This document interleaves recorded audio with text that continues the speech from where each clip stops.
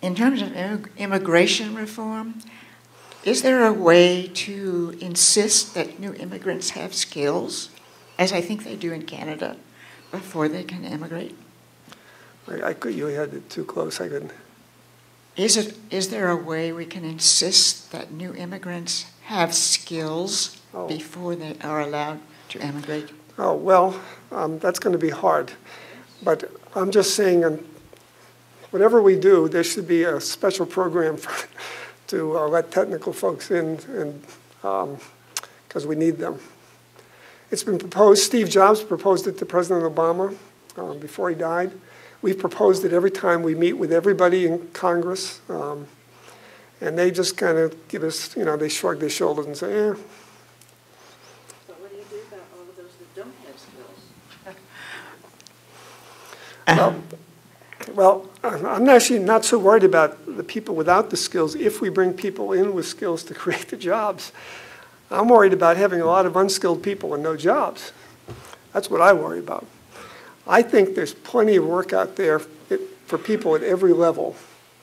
But we got to get the economy growing again. Can I ask a question? What do you feel is the most important and exciting thing that's going on now in Washington that you're aware of? I mean, there's a lot of negative, but you're right there. Do you have some hope?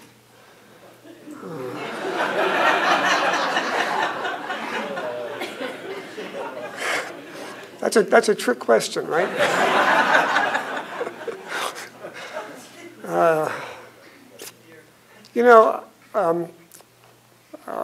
Tom Friedman wrote a book, his new book, and he quoted me. He made up a law. It's called Carlsons Law, and I didn't name it that. Basically, we were talking one day, and I said, all top-down is really dumb, and all bottom-up is really chaotic. But the sweet spot is moving down, not up. It's moving down because things move so fast. The more you bring things up, the dumber they get. And Washington's all about bringing things up, not pushing it down. So it's, for a guy like me, it's pretty discouraging walking around and looking at programs, and I think there's no chance this is going to be successful because the wrong people are doing it, the processes are wrong, the bureaucracy is wrong. So there are organizations that do a good job. DARPA is one. DARPA is a great organization. That's the best research organization in the world. No other country has a DARPA. They were responsible for the internet and lots of the other things we do. They would certainly be a bright spot in my mind. Hi, my name is Ken Jorgensen. The lady here asked about destructive regulation, and I can think of two. One is not so much regulation, maybe as a policy.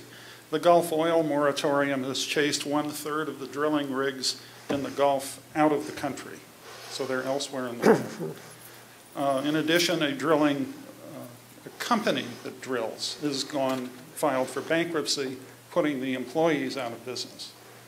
Now, if I was running a drilling company, I would have to think long and hard before I brought a drilling rig back into American waters.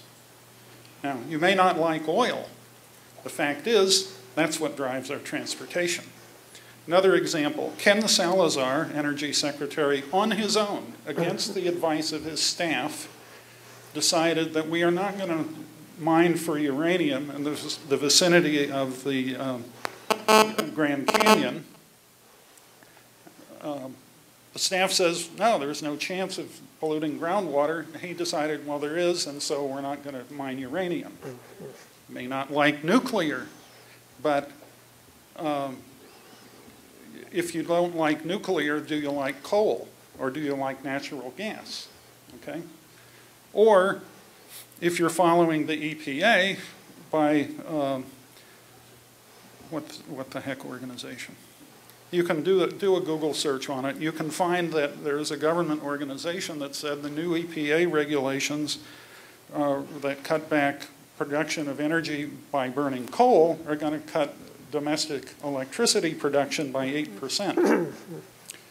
I submit that is destructive in a country with a growing population. So, do you want to run without lights? Do you want to import more oil in order to strengthen our enemies?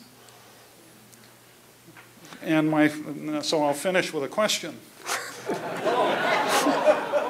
Why is it that 5 businesses leave California every week? 2 reasons. One is cost and the other is regulations. I'll give you an example here. You know, we're the kind of organization that any other place in America would kill to have, right? All we do is high-end research and create jobs. Created hundreds of billions of dollars of economic value here over 65 years. We want to rebuild our campus, and it might take us as long as 3 years to get the master plan approved. When we built our new facilities in St. Petersburg and another one in Harrisonburg, it basically took us a year. Now, if we were a manufacturing company and we had that kind of uncertainty in front of us, there is no way we could stay here. No way.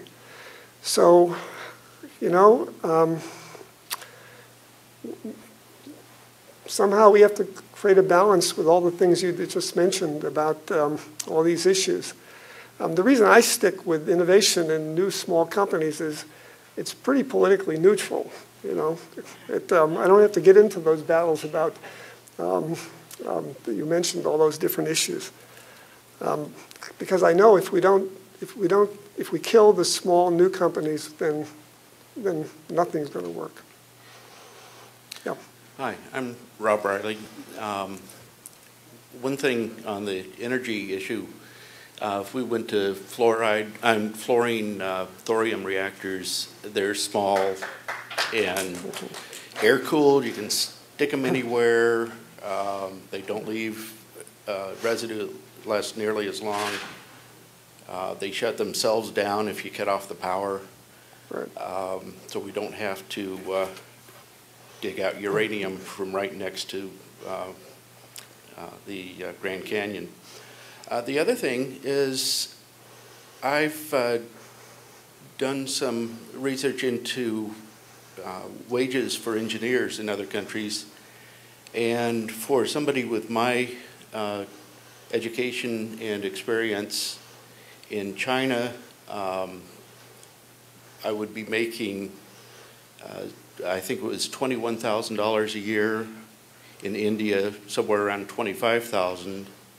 I was wondering if you have any suggestions of what I should say to my niece and nephew who are sophomores in college now as to why they should go into engineering.